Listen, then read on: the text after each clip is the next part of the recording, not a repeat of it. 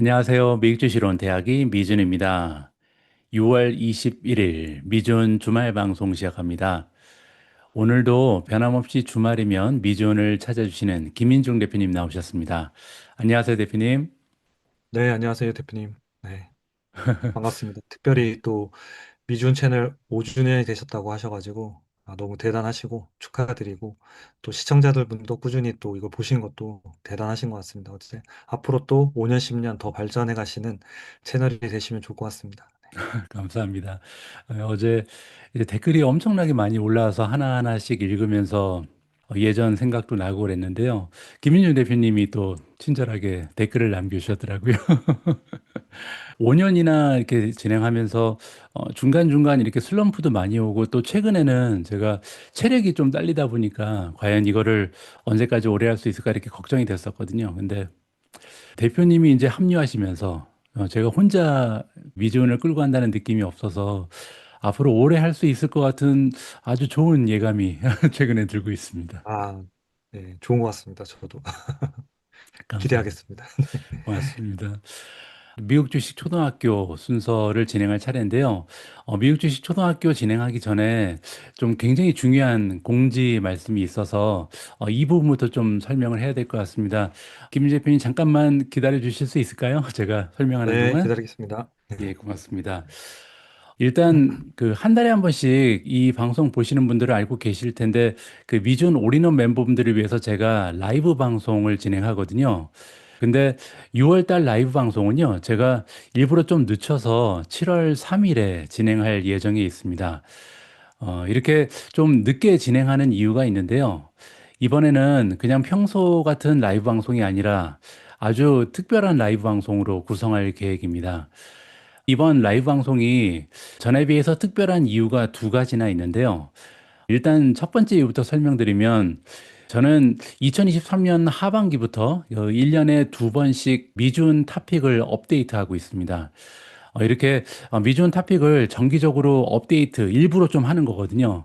그렇게 하는 이유가 있는데 최근에 세상의 변화 그리고 테크 기업들의 진화 속도가 너무나 빠르잖아요.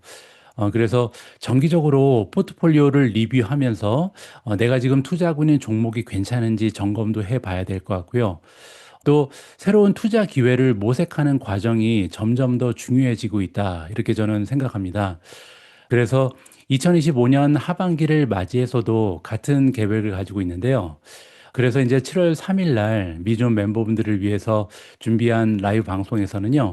특별히 이제 2025년 하반기에 7월 달부터 우리가 많은 관심을 가져야 되는 종목을 5개 선정해서 공개할 예정이 있습니다. 며칠 전에 그 중에서 이제 한 종목을 제가 사실 미준 방송에서 공개를 했었는데요.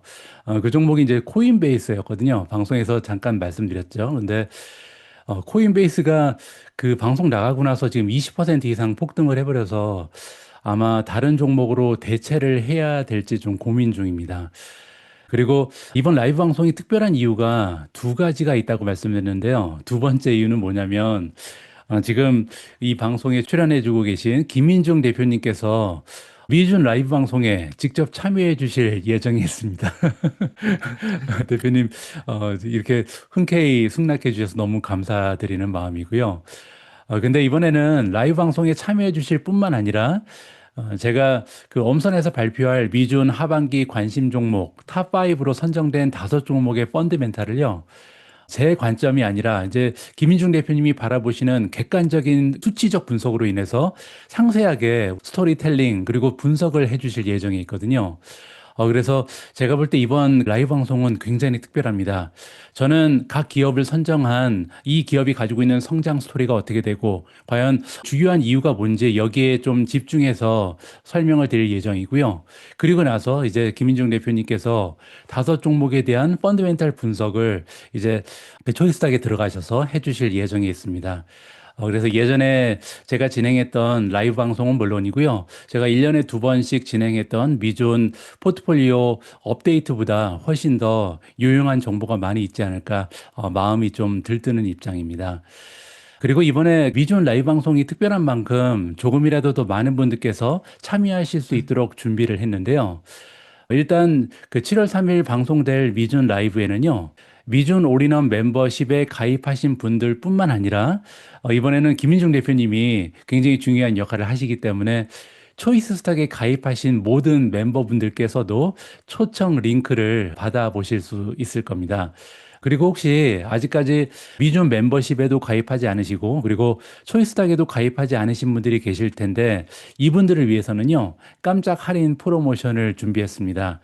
그래서 오늘 미국 주식 토너학교 진행하기 전에요. 초이스탁의 깜짝 프로모션에 대해서 김인종 대표님께서 직접 설명을 좀 해드리시면 좋을 것 같습니다. 잠깐 부탁드립니다, 대표님. 네. 일단 우선 라이브 방송에 초대해 주셔서 감사하고 음. 잘 준비해서 대표님이 선정한 종목들이 수치적으로 어떠한 의미들을 가지고 있고 어떤 스토리들로 움직일 것인지에 대한 부분들을 또 같이 한번 리뷰를 하도록 하겠습니다. 그래서 이 이벤트 기간 동안 저희가 특별히 할인 이벤트를 진행을 하는데요. 저희가 미준 TV에서 가장 많이 할인 받을 수 있는 저희가 50% 할인 이렇게 해서 간혹 이제 이벤트를 했었습니다. 그래서 이번에도 50% 할인 이벤트를 진행을 하고요. 거기에 하나 더 있는 게 뭐냐면 가끔 이제 댓글로 처음에 이제 미준 대표님께서 평생 50% 할인입니다 해서 잘못 썼다가 또 이거 음. 정정합니다라고 몇 번 하셨는데 네, 맞아요. 그게 계속 마음에 걸려가지고 그냥 평생 50% 할인으로 가자. 그래서 이제 내부에서 결정해서 복잡하지 말고 그냥 결제하신 분들은 매번 연장하더라도 그냥 50%로 계속 할인 받으실 수 있도록 해서 이 이벤트에 참여하시면 평생 이제 진짜 50% 할인 이벤트가 맞다. 이제는 앞으로 정정을 안 하셔도 됩니다. 그래서 50% 할인이 맞고요. 예, 그다음에 이제 기존에 이미 저희 회원이 되셔서 이렇게 벌써 꽤 오랫동안 구독하고 계신 분들이 계시거든요. 예, 예. 이 작년 9월부터 저희가 같이 이렇게 방송도 하고 이벤트를 진행했었는데, 그래서 처음 가입하셨던 분들은 이미 9월부터 저희를 계속 서비스를 이용하고 계시면서 보고 계시거든요. 그래서 그런 분들은 이제 예전에 한 40% 이렇게 할인받은 분들도 계세요. 네, 그리고 사실 저는 장기 구독하시는 분들이 훨씬 더 중요하다고 생각하거든요. 그래서 그럼 이분들은 40%로 결제했기 때문에 계속 그럼 난 40%냐. 취소하고 다시 50%를 하고 싶은데 이런 이슈들이 분명히 있을 것 같아요. 그래서 네, 이번에 그때 결제하신 분들도 차후에 연장될 때 그냥 다 50%로 평생 적용된다는 거를 일단 말씀을 드리고 싶고요. 그래서 어, 여러분들이 이 기간 동안 따로 신청하실 필요가 없습니다. 저희가 프로그램들을 이번 주에 전부 다 수정을 해서 페이팔로 결제하셨던 또는 한국 이 페이에서 결제를 하셨던 관계없이 다음번 연장될 때는 무조건 50%로, 그러니까 그전에는 24만 원으로 40%를 하셨다고 한다면 그 다음 연도에는 연장될 때는 별도로 신청하실 필요 없습니다. 그냥 그대로 20만 원으로 그냥 달러로 결제하신 분들은 뭐 175달러에서 아마 145달러인가 아마 그럴 거예요. 그래서 자동으로 다 변환되게끔 저희가 작업을 다 끝내놨으니까 예, 여러분들 나는 장기 구독자인데 왜 50%안 주세요? 너무 서운해하지 마시고 그동안 먼저 보셨던 또 이런 그런 혜택들도 있으시니까 다음번 연장이 될 때 남은 기간에 관계없이 연장될 때는 무조건 평생 50% 적용되니까 그런 저희의 그 이벤트를 또 잘 보시고 또 많이 참여해 주시면 감사할 것 같습니다. 아, 그리고 또 한 좋습니다. 가지가 있는데 아, 그래요? 저희가 이제 미주초를 찍고 있습니다만은 이 미주초 영상을 보시다 보면 제가 이 교재들은 사실 계속 이 미주초 미준 TV에 출연하는 것만을 위해서 제가 교재를 계속 만들고 있는 교재거든요. 예, 그 예, 예전에 썼던 교재가 아니라 제가 강의를 한 지가 벌써 한 10년이 넘어서 음, 옛날 교재를 쓸 수가 없어서 또 미국 주식과 관련된 걸 따로 만들어야 돼서 미주초 할 때마다 제가 교재를 만들어서 매번 나오는데 어떤 분들께서 이렇게 교재를 있으면 더 잘 보실 수 있을 것 같아서 복습하실 때도 좀 도움이 되실 것 같아서 예, 이번에 그냥 초이스탁에 가입되어 있는 유료 회원들 전체 분들께는 지금까지 저희가 미주초 1편부터 찍었던 모든 그 교재의 원본 PDF 파일을 저희가 음, 구글 드라이브에 올려서 그분들한테는 다운로드 받아 가실 수 있도록 저희가 링크를 특별하게 또 제공을 해드릴 겁니다. 그래서 여러분들 그 교재 보시면서 어떤 저희 초이스탁 서비스를 보는 것도 중요하지만 미주초를 통해서 이렇게 좀 시각이 넓어지면 다른 분들이 이야기하는 것들, 미준 대표님 얘기하시는 것도 그렇고 뉴스에서 얘기하는 것들에 대한 분석력이나 판단력들도 훨씬 더 풍부해 주시고 저희 서비스를 이용하든 시킹알파를 이용하든 또 인베스팅닷컴을 이용하시든 거기에서 그러니까 주는 의미들이 무엇인지 장단점이 무엇인지 이런 것들 분석하는데 훨씬 많이 도움이 되실 것 같습니다. 그래서 오늘까지의 교재 그리고 아마 다음 주까지도 아마 교재가 나올 거니까 그 교재까지 일단 한 번에 다 올려서 다운로드 받으실 수 있도록 해드리고 그 다음에도 저희가 좀 이렇게 교재가 좀 어느 정도 차면 또 공개해서 예. 여러분들이 유료 회원들은 공부도 하실 수 있도록 저희가 교재 원본을 제공하도록 하겠습니다. 아, 좋습니다. 예, 이번에 50% 할인뿐만 아니라 굉장히 많은 혜택을 동시에 제공을 하시는 것 같습니다. 그래서 예전에 가입하시는 분들, 그리고 새롭게 가입하시는 분들 모두 평생 50% 할인 받으실 수 있고, 또, 미국 주식 초등학교에 여태까지 사용하셨던 모든 교재를 이번에 PDF로 만들어서 제공해 주신다. 이런 말씀을 해주셨는데요. 굉장히 커다란 가치가 있는 큰 선물이 될 것 같습니다. 이 방송을 함께 해주시는 분들 중에 대부분이 아마 초이스탁에 가입을 이미 하셨을 텐데요. 그분들 굉장히 좋아하실 것 같습니다. 이렇게 초이스탁에서도 멋진 프로모션을 준비하셨는데 저도 질 수는 없잖아요. 그래서 미준 올인원 멤버십도 동일한 기간에 진행을 하고요. 다음 주 월요일 6월 23일부터 특집 라이브 방송 전날 7월 2일까지 초이스탁 그리고 미준 올인원 멤버십 동일한 기간에 50% 할인을 제공해 드릴 수 있도록 하겠습니다. 사실 제가 작년에 더 이상 이제 연간 멤버십 할인 진행하지 않을 거다 이런 말씀 드린 적이 있습니다. 방송에서. 근데 생각을 이번에 바꿨거든요. 그리고 이렇게 생각을 바꿀 수 있었던 이유가 두 가지가 있는데요. 하나는 최근에 제가 AI를 좀 적극적으로 활용하면서 생산성이 좀 올라갔습니다. 그래서 체력적인 부담이 좀 줄어들었고요. 그리고 또 하나는 결정적으로 김인중 대표님께서 미디어 방송에 자주 출연하시면서 제가 이게 혼자 진행한다는 느낌이 없어졌거든요. 그래서 아, 괜찮다. 내가 조금 더 힘을 낼 수 있겠다. 그래서 예전에는 이렇게 유튜브 방송도 하고 연간 멤버십도 하고 둘 다 이렇게 오랫동안 못할 것 같다라는 두려움이 있었습니다. 근데 그런 심리적인 압박에서 해방될 수 있게 이번에 김희준 대표님이 많은 도움을 주신 것 같습니다. 그래서 오늘 새삼스럽게 이렇게 또 감사의 말씀을 다시 한번 드립니다, 대표님. 아이, 고맙습니다. 네. 그러면 이제 본격적으로 또 명강의를 들어봐야겠죠. 자, 오늘 미국 주식 초등학교 시작해 보도록 하겠습니다. 오늘 준비된 내용 설명 부탁드립니다. 네. 지난 시간까지는 저희가 그 기업의 라이프 사이클별로 어떤 전략들을 해야 되고 사례를 가지고 좀 다뤘고요. 지금은 저희가 손익계산서라는 거를 저희가 배우고 있는 과정이에요. 그리고 손익계산서에서 제일 중요하게 좀 봐야 되는 부분이 이제 영업이익하고 순이익이 있는데 가끔 이제 이 영업이익하고 순이익이 차이가 크게 많이 벌어질 때가 있어요. 그래서 도대체 이유가 뭐지? 영업이익은 많이 나는데 순이익이 이렇게 적지? 반대로 영업이익은 적자인데 순이익은 왜 이렇게 많이 흑자지? 앞으로도 계속 순이익이 흑자가 날까? 이런 것들에 대한 판단을 하는 게 손익계산서에서는 되게 중요한 부분이라서 이 부분, 이 차이가 나는 원인이 무엇이고 그것에 대한 판단을 어떻게 하면 좋을지 그 대표적인 사례 네 가지를 가지고 여러분들하고 이 내용과 실제 사례를 가지고 한번 좀 살펴보도록 하겠습니다. 예, 좋습니다.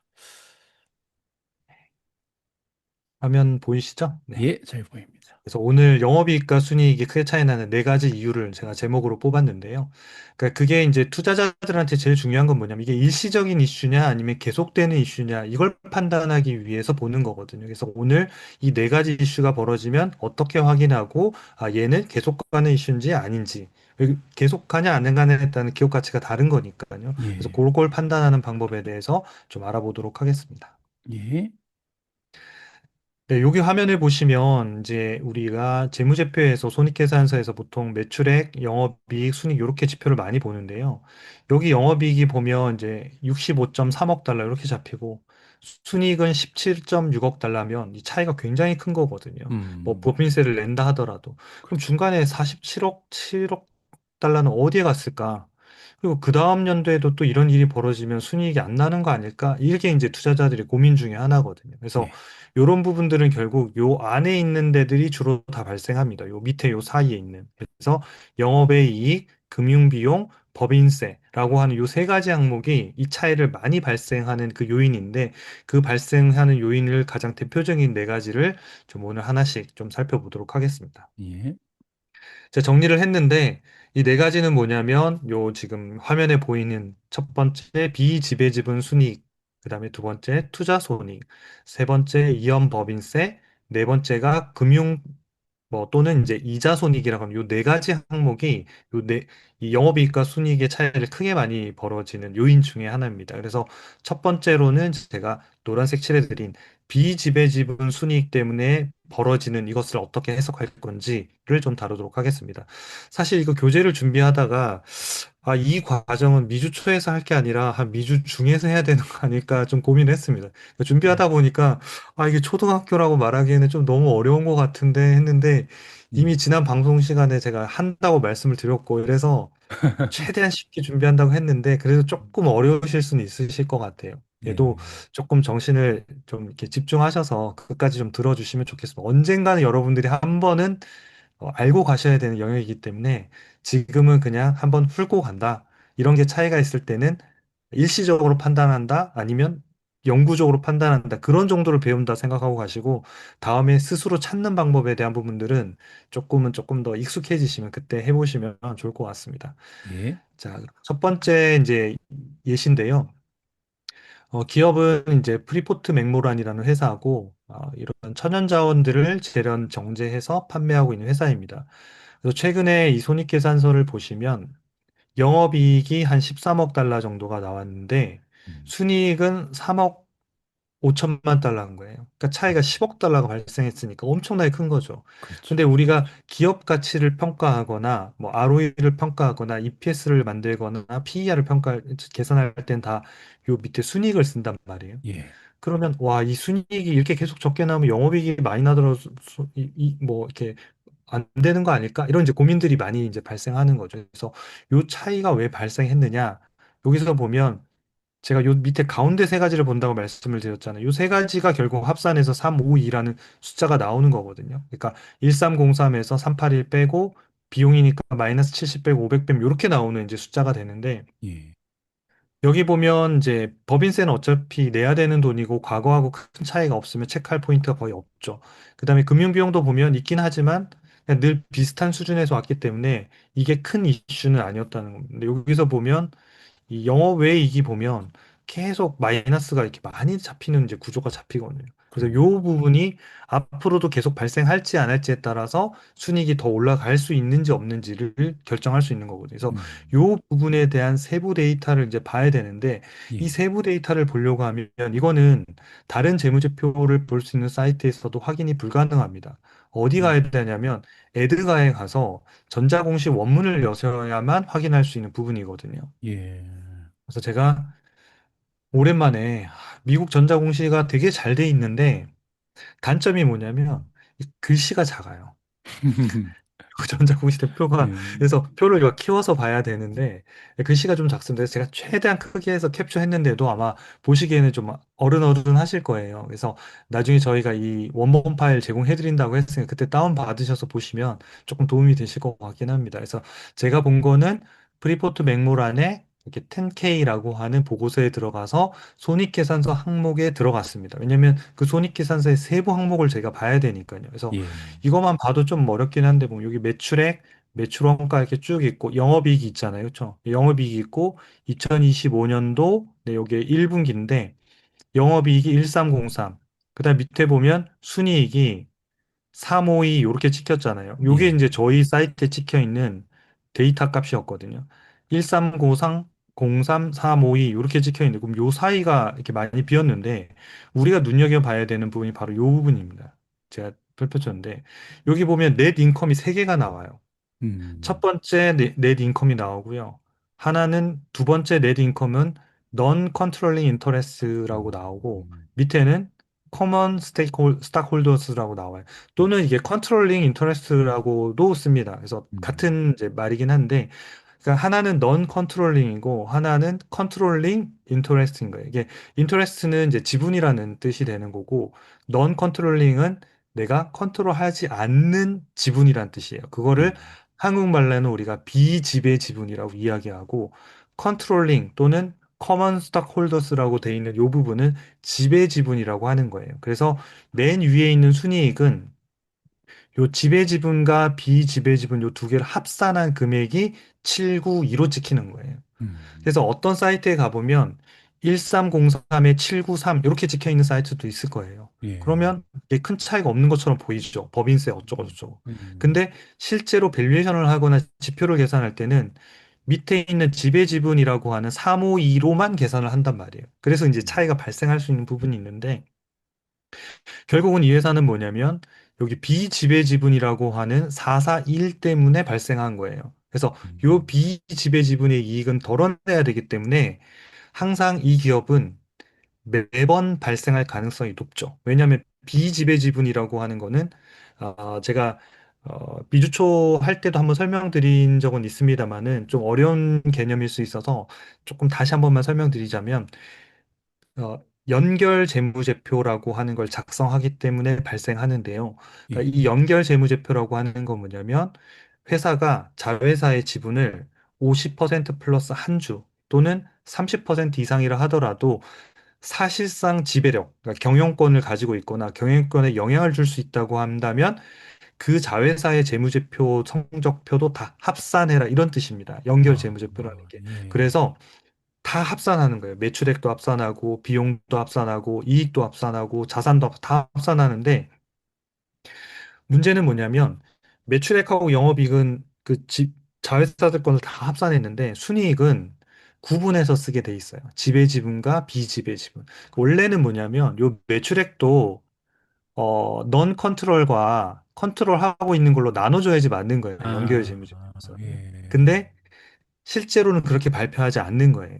아, 왜냐하면 이건 합산해서 발표하는 거가 이제 회계 기준에 따라서 그냥 표시하는 거고 대신 예, 순이익은 지배하지 않는 건 너희 게 아니라 다른 주주들 지배 건데 그걸 표시하면 안 되지. 그러니까 구분해라고 하고 있는 거예요. 그래서 지배와 비지배를 왜 갑자기 이익만 구분해요라고 하면 위에도 사실은 구분을 해줘야지 맞습니다. 근데 그렇죠. 그렇게 하지 않는 거고 맨 밑에 순이익하고 여긴 다루지 않겠습니다만은 그러니까 재무상태표에 가면 자본도 지배 지분과 비지배 지분으로 구분하고 있습니다. 그래서 음, 자본하고 순이익은 구분한다. 그래서 저희는 손익계산을 보고 있으니까 여기서 비지배 지분 때문에 발생하기 때문에 이 지배 구조가 그러니까 프리포트 맥모란이 투자하고 있는 지분들이 처분하거나 이걸 하지 않는다는 이 형태로 계속 발생할 것이다. 이렇게 음, 판단하시는 게 맞다. 그래서 이익이 많이 차이 나더라도 이거는 비지배 지분으로 빠져나간 이익이기 때문에 이익이 뭐 발생 안 한 건 아니죠. 그래서 이 지배 지분만으로 본다. 그래서 정리해드리면 요 세 가지 기억하시면 되는데요. 연결 재무제표는 실적을 100% 합산한다. 대신 순이익은 지배와 비지배로 구분해서 본다. 두 번째, 기업의 순이익 및 기업 가치 계산 시에는 지배 지분 순이익을 쓴다. 그래서 요 음, 합산하고 있는 793이 아니라 351을 써야 되고 저희 초이스탁 사이트에는 아예 793이나 441을 다 날려버렸어요. 그래서 예, 352만 딱 찍어서 보여드리기 때문에 다른 사이트에는 793인데 왜 초이스탁은 352로 보여요? 라고 하면 저희는 지배지분 순이익을 쓰고 있다. 그리고 저 차이만큼을 아까 저희 사이트에 보시면 그러니까 요 352, 저희는 352만 그냥 딱 찍어서 아예 보여드리는 거죠. 그냥 그대로 예, 찍어서 보여드리고 그 차이만큼을 그냥 저희는 영업 외 이익에 그냥 반영해서 그 정도 금액을 뺍니다. 원래는 441에다가 실제로 발생한 다른 영업의 이익까지 합산한 금액을 그냥 정산해서 통으로 거기다 이제 써드렸어요. 그래가지고 예, 이런 형태가 발생했을 때는 네, 결론은 계속 반영될 것이다. 그래서 음, 프리포트 맥모라는 회사는 영업이익과 순이익이 계속 벌어진 채로 발생할 것이다. 이렇게 정리하고 보시면 첫 번째 여러분들이 좀 요 판단하시는데 좀 도움이 되실 것 같습니다. 아, 요게 좀 정리가 됐을까요? 예, 예, 이거는 굉장히 중요하네요. 왜냐하면 제가 개인적으로 가지고 있었던 의문점이 하나 있었거든요. 보통 우리가 영업이익하고 순이익이 있는데 영업이익이 더 중요해 보이거든요. 왜냐하면 영업이익이라는 게 하나의 기업이 실질적으로 장사를 해서 사업을 해서 벌어들인 이익이 영업이익인데 왜 대표적인 가치평가라든지 기업의 실적을 평가할 때는 EPS도 그렇고 PER도 그렇고 둘 다 순이익을 쓰잖아요. 영업이익이 아니라. 그렇습니다. 네. 그래서 왜 중요한 건 영업이익인데 순이익을 쓸까라는 의문이 항상 있었거든요. 저는 개인적으로. 네. 근데 오늘 그 대답을 찾은 것 같습니다. 왜냐하면 네. 영업이익을 가지고 하면 이런 기업 같은 경우는 제대로 평가가 불가능하네요. 맞습니다. 네. 예, 회사가 자기가 번 영업이익이 아닌데 영업이익을 더하고 시가총액도 그러면 사실은 그 회사의 시가총액과 투자한 회사의 시가총액 합산한 걸로 뭔가를 구하면 영업이익이 의미가 있겠죠. 근데 이제 투자한 회사의 시가총액 합산한 방식의 밸류에이션은 없으니까 예, 네, 그러니까 그 기업만 발라내야 되니까 유일하게 지금 재무제표에서 발라주고 있는 부분이 순이익에서 지배와 비지배를 구분하고 있어서 그걸 가지고 이제 밸류에이션이나 뭐 ROE나 EPS나 이렇게 하는 게 이제 합리적인 네, 구조가 되는 거죠. 예. 네, 초등학교에서 다루기는 좀 알겠습니다. 어려웠지만 그래도 음, 네, 그렇습니다. 알겠습니다. 나머지 세 개는 그렇게 어렵진 않아서 네, 네. 첫 번째를 잘 통과하셨으면 네, 가실 수 있을 것 같아요. 두 예, 번째는 이제 투자 손익에서 발생하는 거예요. 그래서 투자 손익은 뭐냐면 회사가 물건을 팔아서 번 이거는 영업 손익이잖아요. 근데 예, 이거는 투자를 해서 뭔가를 회사가 이익을 내는 회사들이 있거든요. 그래서 예, 그런 케이스 때문에 발생하는 거를 좀 보여드리도록 하겠습니다. 네, 우버인데요. 음, 우버가 참 재밌는 케이스입니다. 우버가 저희가 아까 그 네 가지 중에서 두 가지에 해당되는 케이스예요. 그래가지고 이 두 가지를 우버 사례로 다 다룰 건데, 예, 우버는 이제 미준 TV에서도 많이 언급되고 있는 사례로 이런 기업으로 제가 알고 있는데요. 그래서 마침 요 사례가 해당이 돼서 참 좋은 것 같습니다. 음, 뭐 회사는 너무 잘 알고 계시니까 제가 생략을 하고요. 이 연간 기준으로 제가 저희가 재무제표 데이터를 이렇게 뿌려드렸어요. 그러니까 저희 사이트에 오시면 이렇게 10년치를 쭉 보실 수가 있는데 여기 보면 영업이익이 27억 9천만 달러인데 순이익이 2024년도에 98억 달러가 찍힌 거예요. 그럼 우리가 밸류에이션을 할 때 예, 98억 달러를 가지고 PER을 계산했을 거잖아요. 예, 그리고 ROE도 계산하고 계산했는데 그래서 PER이 저평가됐는데 이렇게 막 사도 되나? 근데 도대체 영업이익보다 순이익이 많이 나는 거는 무조건, 그러니까 무조건은 아니지만 상당수는 일시적이라고 보셔야 돼요. 그렇죠. 그러니까 원래는 영업이익보다 순이익이 작아야 되는 게 낮아야 되는 게 일반적이거든요. 그래서 예, 순이익이 영업이익보다 높다 그러면 이거는 일시적일 가능성이 높다라는 걸 일단 아셔야 되고 예, 그게 아닌 기업들을 어떻게 찾아낼 건지 이런 부분들을 보시는데 일단 우버를 보면 27억 9천만 달러에서 영업 외 이익이 일단은 18억 달러가 발생했어요. 근데 음, 요 밑에 보시면 금융 비용 같은 경우에는 이렇게 꾸준하게 나오니까 이게 이자 비용이 뭐 계속 나가나 보다 이렇게 생각하면 되는데 밑에 보면 법인세가 좀 달라요. 왜냐하면 법인세 이 사이즈가 나온 건 처음이거든요. 그렇죠. 57억 달러가 마이너스 앞에 보면 마이너스가 찍힌 게 처음인 거예요. 그러면 예, 얘는 분석을 해야 된다는 거죠. 그래서 이번에 다룰 거는 일단 영어 왜 이게 182에 대한 부분을 먼저 다루고 그다음에 법인세 효과였던 세 번째 이제 사례에서도 우버를 좀 다룰 건데 예, 일단은 요번 영업 왜 182가 왜 발생했을까? 그럼 182도 보면 여기 마이너스 플러스 이게 영향을 많이 줬단 말이에요. 그러니까 그것들에 따라서 순이익도 왔다 갔다 변동성이 크기 때문에 우버는 이 영업 왜 이익이 왜 발생했는지를 반드시 체크해야 되는 유형에 속하는 기업이라 이렇게 보시면 됩니다. 음, 다른 기업들이 이렇게 많이 이렇게 들쭉날쭉하지 않거든요. 그래서 그렇죠. 좋은 사례라고 저는 보여지고요. 그래서 또 작은 글씨에서 또 찾았습니다. 제가 10K, 아까 10K가 있었고 10Q가 있는데요. 예, Q는 분기 보고서고요. K는 연간 보고서입니다. 그래서 연간을 보시려고 하면 K를 누르시면 되고, 분기를 보려면 10Q를 보시면 돼요. 그래서 에드가에 가서 이거 찾기 쉽지 않는데 이걸 저희 사이트에서 바로 링크되어 있는 부분들을 사이트 나중에 띄워서 한번 보여드릴게요. 그러면 예, 이렇게 가서 이렇게 찾으시면 된다. 이렇게 말씀을 드릴 텐데. 예, 자, 우버의 2024년도 데이터들이 쭉 찍혀 있는데 이런 데이터들을 가끔 이제 교육 그 과정 이런 데 보면 이 에드가에 있는 전자공시를 열어서 막 이렇게 분석하는 방법을 투자자한테 알려주는데 사실 이거 되게 어려운 일이에요. 그래서 요 데이터들은 저희 사이트에 다 공개돼 있고 이건 무료 회원들도 다 보실 수 있거든요. 재무정보는 저희가 다 무료로 제공하고 있으니까 저희 사이트에 여기에 있는 데이터들 다 이미 공개하고 있습니다. 근데 세부적으로 이렇게 돼 있는 것들은 어차피 에드가에 가서 보실 수밖에 없는데요. 여기 보시면 이제 예, 인컴 여기 있죠. 영업이익 여기 보면 여기 R&D 비용 뭐 감가상각비 해서 토탈 코스트가 있고 여기 보시면 이게 이제 영업이익인 거죠. 예. 네. 인컴, 오퍼레이션으로부터의 이익. 요게 이제 영업이익 2799가 저희 여기 사이트에 똑같죠. 음, 2799 여기 있으니까 그냥 요거 보시면 되는 거고요.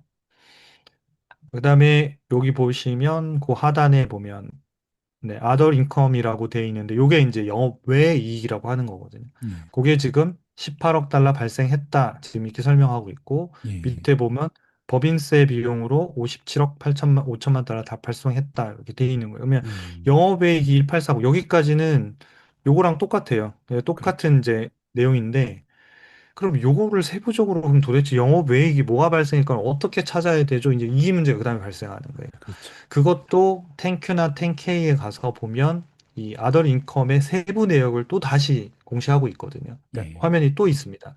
그래서 거기에 들어가서 제가 또 찾은 거죠. 그래서 끝까지 찾습니다. 그래서 제가 이번 교재 만드는 데는 시간이 좀 걸렸습니다. 저도 이거 찾느라고. 예. 찾았더니 저기 보면 여기 손익계산서에서 네, 여기 2024년도 연간 데이터고 여기 보면 18억 이렇게 나오잖아요. 예. 네. 18억 달러, 18억 4,900만 달러가 나왔는데 그 중에서 보면 여기 쭉 영어로 써 있죠. Unrealized gain on debt and equity securities 이렇게 나와 음, 있는데 이거는 미실현 손익 이런 뜻이에요. 예. 그러니까 미실현 손익이 18억 달러가 발생했다. 그래서 이것저것 다 합치니 여기 보면 이제 뭐 어퀴지션 할 때 터미네이션 피가 얼마 나갔고 이런 거 다 포함해서 이걸 이제 영업외 손익의 총액이 1849인데 음, 그중에 제일 많은 영향이 1832가 미실현 손익이었다라고 써주는 거예요. 음, 그러면 요 계정 과목이 뭔지를 좀 알아야 되거든요. 요 계정 과목이. 그 요거는 뭐냐면 쉽게 얘기해서 실현하지 않은 평가익 이런 뜻이 되는 거예요. 예. 그래서 쉽게 말씀드리면 여러분들이 미국 주식 요즘 뭐 엔비디아라든지 또는 뭐 AMD 주식을 샀어요. 예. AMD 주식을 예를 들어서 100달러에 샀는데 현재 아직 안 팔았는데 130달러가 되어 있어요. 자, 그럼 우리는 100달러에 샀고 130달러에 지금 평가를 받고 있는 거잖아요. 예. 그러면 이익이 얼마죠? 30달러잖아요. 주당 음, 30달러. 근데 자, 이 주당 30달러는 내일 주가가 오르냐에 떨어지냐에 따라서 달라질 수 있는 거죠. 그래서 재무제표에서는 12월 말 기준으로 딱 했을 때 그날 종가 기준으로 주당 30달러 벌었네? 그럼 요거를 평가이익이라고 표현하고 그게 이거는 unrealized 그러니까 미실현이잖아요. 우리가 언제든지 AMD가 다시 주가가 30달러가 빠지면 실현하지 못하고 본전에 팔아야 되면 이게 안 생기잖아요. 그래서 그렇죠. 요거는 미실현한 평가이익. 그래서 여러분들의 그 MTS에 계좌에 100달러가 130달러 됐을 때 보면 이익해서 30달러 나오잖아요. 예. 그게 바로 unrealized gain이라고 보시면 된다는 거죠. 그거가 평가이익으로 기록돼 있다. 자, 그러면 그 다음 우리가 좀 투자자가 고민해야 될 부분은 뭐냐? 올해는 지금 상태가 어떠냐는 거예요. 음, 올해. 그럼 2025년도에 이 미실현 수익이 더 커지려고 하면 어떻게 하면 될까요? 그 지분들의 주가가 올라 올라가야죠. 있으면 2025년도는 더 많이 날 거예요. 그렇겠죠. 그러면 우리 이미 알고 있잖아요. 그리고 왜냐, 2025년도 12월 말의 주가는 이 회사가 최종 그 손익계산서를 발표하기 전에 우리는 미리 알아요. 음, 왜냐하면 종가 딱 나오면 우리는 알아요. 그리고 2024년도보다 올랐냐 떨어졌냐 계산해 보면 되죠. 그렇죠. 그러면 이 회사가 미실현 이익이 얼마 나오겠구나. 음, 라고 우리는 추측 가능하죠. 예. 그래서 순이익을 더 키울 수 있겠구나, 아니구나도 추정할 수 있는 거고요. 그래서 애널리스트들이 이걸 가지고 이제 조정하고 해서 최종 예상 순이익을 추정해내는 거거든요. 그러니까 그렇죠. 사실은 미주초를 잘 졸업하시고 음, 하나하나씩 합리적으로 해보시면 애널리스트들만큼 계산해 보실 수도 있어요. 근데 애널리스트 워낙 잘 예측하시니까 그러니까 이런 방식으로 한다는 거죠. 그래서 그냥 예상 실적 나온 거를 그냥 잘 믿고 그냥 활용을 잘 하셔도 초등학교만 해도 충분하다 저는 이렇게 생각합니다. 근데 내가 궁금하다 진짜 좀 파고 싶다는 분들은 이런 식으로 파 나간다는 거죠. 그래서 음, 그게 첫 번째고요. 두 번째는 그럼 도대체 어디에 투자했을까? 미실현 수익이 요게 이제 채권이나 증권을 말하는 거거든요. 예, 시큐리티. 예. 그러면 요 밑에 있어요. 이렇게 뭐 깨알같이 써놨더라고요. 그죠? 음, 네. 그럼 여기 보면 여기 앞에 보면 숫자 보면 1 뭐 이렇게 돼 있죠. 여기 주석사항에다 이제 1 뭐 해서 이렇게 음, 쓰는 거거든요. 예, 얘는 주석사항이 아니지만 썼어요. 보면 언리얼라이즈 게인 어쩌고저쩌고 하면서 얘는 뭐 222, 100만 그러니까 2억 2천만 달러는 가 어쨌든 뭐 이렇게 뭐 공정 가치가 바뀌었는데 2023년도에 비하면 2024년도에서는 네, 723이 바뀌었다. 음, 그거는 그랩 뭐 이렇게 뭐 이제 좀 들어본 이름이 나오죠. 그다음에 음, 오로라 그다음에 뭐 여기 디디 디디, 요런 회사들에서부터 우리가 그 회사들의 주가가 올라서 우리가 요런 이익을 보고 있습니다. 이런 이제 이야기를 하는 거죠. 그럼 우리는 이 회사의 주식들의 주가를 시가총액을 쳐봐야 되는 거죠. 네, 디디 음, 주식 뭐 이게 중국 회사죠. 그다음에 예. 조비 그 저기 뭐죠? 드론으로 막 에어택시, 이렇게 예, 네, 에어택시. 택시하는 예, 네. 네, 그랩은 동남아시아에서 뭐 우버 같은 이런 서비스를 그렇죠. 하는 회사. 이 오로라는 회사는 이제 자율주행 관련된 기술 플랫폼, 기술들을 제공하고 있는 회사거든요. 예, 그러면 자, 여기에서 보면 우버의 전략을 좀 볼 수 있는데요. 그러니까 우버가 사실 우리가 고민을 많이 하는 게, 테슬라가 이 자율주행 택시를 만들면 우버가 끝나는 거 아니야? 뭐 이런 고민들을 우리가 많이 예, 하잖아요. 예. 그 고민을 우리만큼이나 우버의 대표님들이 하고 계실 거예요. 그렇죠. 근데 우리는 앞서서 고민을 많이 하잖아요. 그거 나오면 우버 망하는 거 아니에요? 그럼 우버 사장님은 모르고 계시겠냐고. 우버 사장님도 이거 진짜 나오면 어떡하지? 우리는 어떻게 대응하지?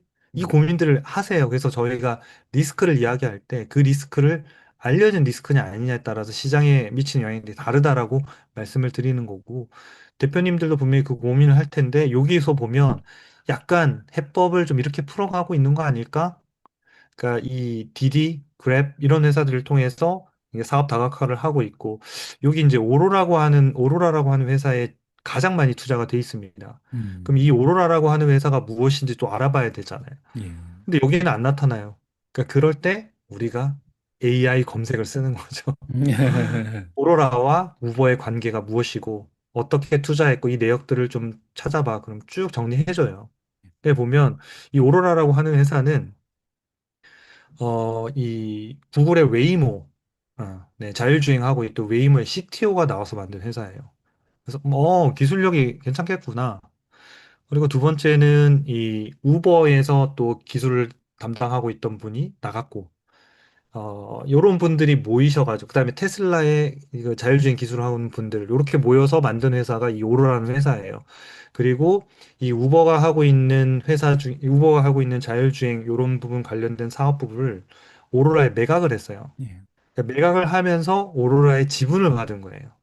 그러니까 그 지분이 지금 여기에 평가가 되고 오로라의 시장 평가 가격에 따라서 등락이 이제 움직이는 거죠. 그래서 만약에 그러니까 처음에는 24%까지 가졌는데 이제 증자하면서 조금 떨어진 걸로 알지만 추가 투자를 계속 하고 있는 걸로 알고 있습니다. 그래서 오로라가 나중에 대박을 내면 음, 덩달아 우버도 대박을 낼 수 있는 음, 주식을 갖고 있다.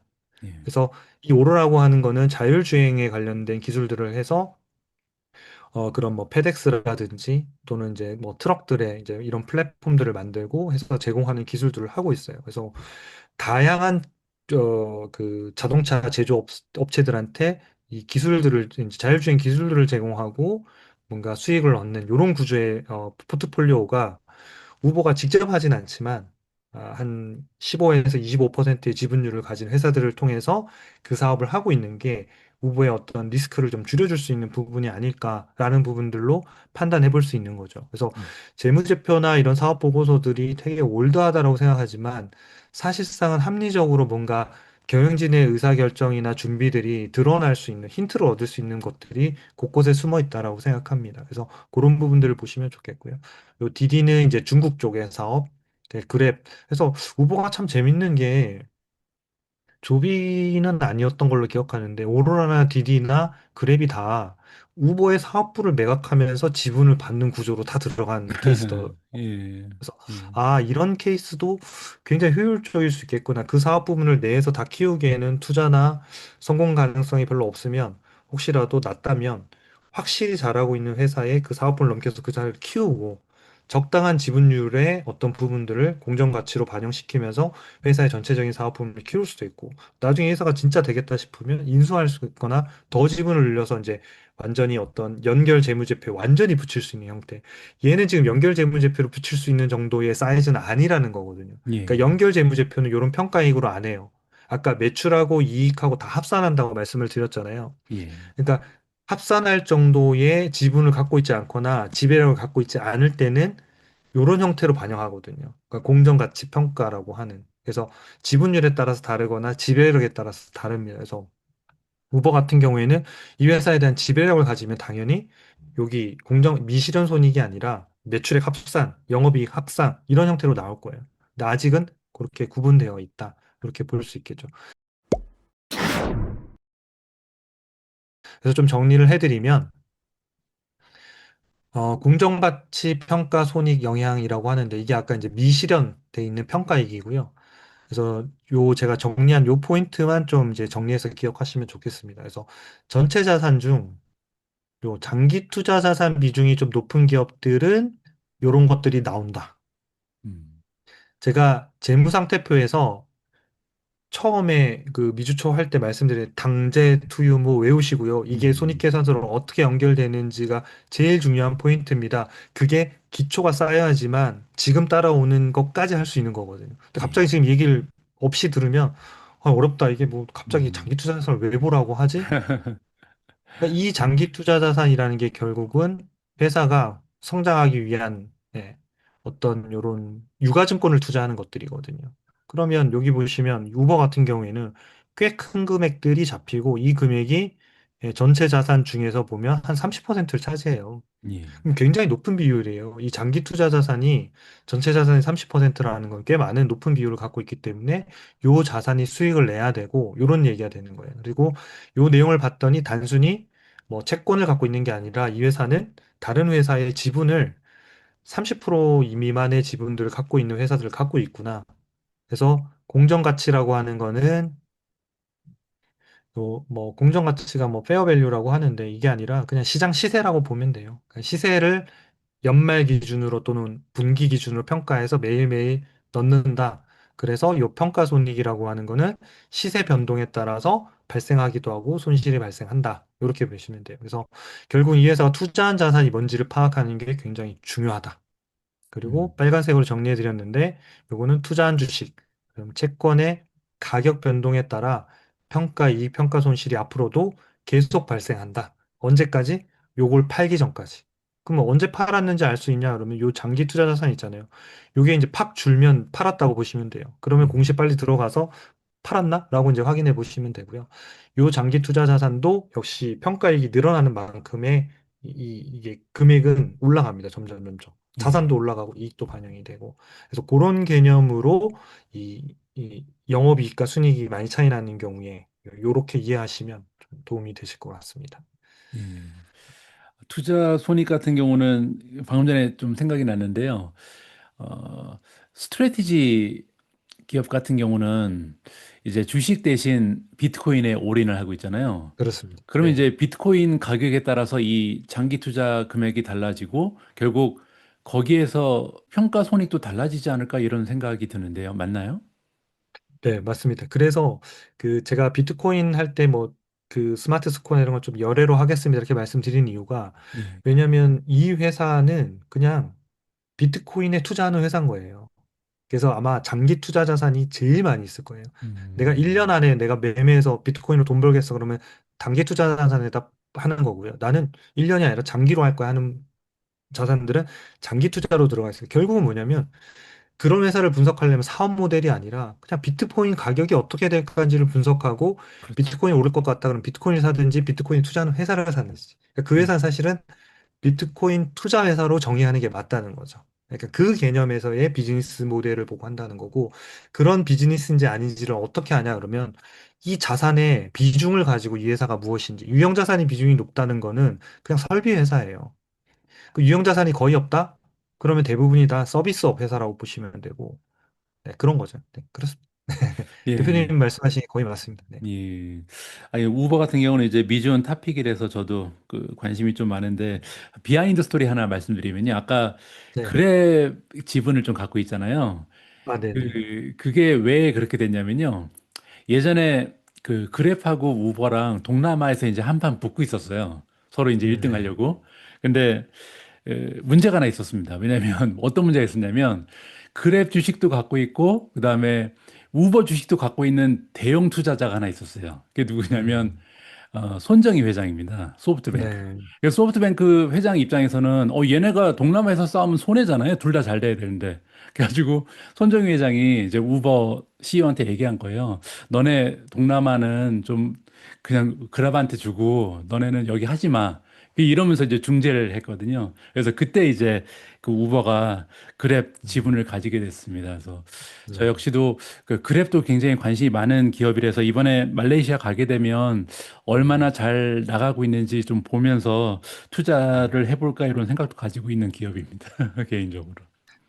그 재무제표가 제가 그 경영 의사 결정의 성적표 또는 결과로 나온다고 말씀을 드렸잖아요. 그래서 예. 지금 이제 대표님 말씀하신 그런 결과가 지금 여기 지금 찍히는 거거든요. 음, 그러니까 우리는 그래서 그 찍혀 있는 걸 가지고 이 사람이 어떤 결정을 했을까를 유추하는 게 사실 재물을 분석하는 거지, 음, 숫자를 가지고 뭐 영업이익률을 막 계산기로 계산해서 내가 계산한 것과 저기 사이트랑 똑같네? 나 잘하는 것 같아. 이게 아니라는 거죠. 그래서 제가 맨 처음에 뼈대를 보시라고 하는 말씀을 드린 이유가, 그 뼈대를 보면 지금 대표님이 얘기하신 그런 사례들이, 그 흔적들이 이 숫자로, 이 변화로 이제 나타난다는 거죠. 네. 음. 아, 그리고 또 아이디어 하나가 생겼는데요. 나중에 네.